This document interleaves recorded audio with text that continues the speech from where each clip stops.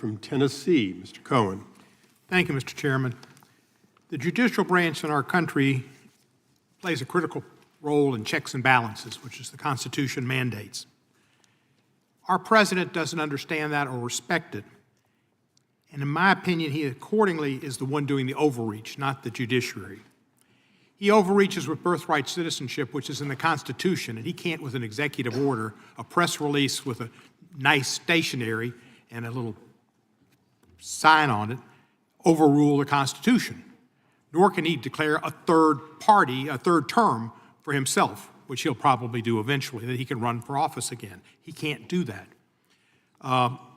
This man is abusing the office of the president by signing executive orders in so many areas against a Congress for passing appropriations bill, which he doesn't respect, and by destroying agencies created by Congress, which he can't do because they're independent, like the Peace Institute. It's an independent, but he's gone in and taken it over. He's also gone after lawyers and law firms. And it's no mystery why he did it. Jenner and Block and Wilmer Hale, they are two firms that have had attorneys with them, Andrew Wiseman, who worked at Jenner and Block, and Robert Mueller, who worked at Wilmer Hale, who had cases against the president. To get into court, you've got to have an attorney.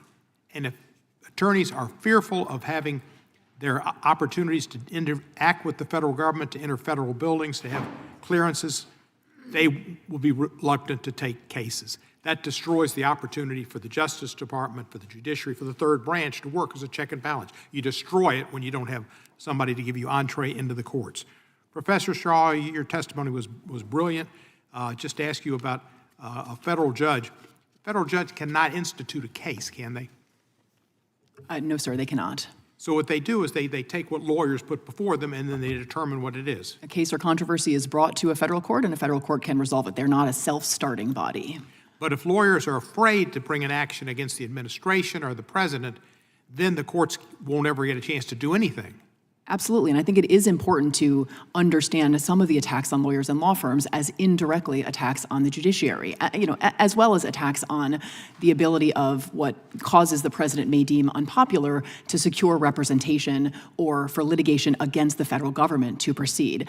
So I think that all of those values are implicated in the attacks on lawyers and law firms. Do you remember some of the things President Trump said in his executive orders against some of these law firms about lawyers?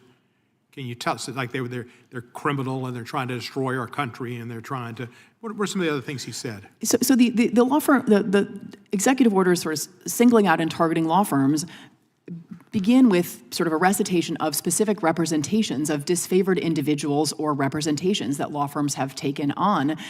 There are suggestions that the law firms are deceitful or dishonest, that they are committing fraud.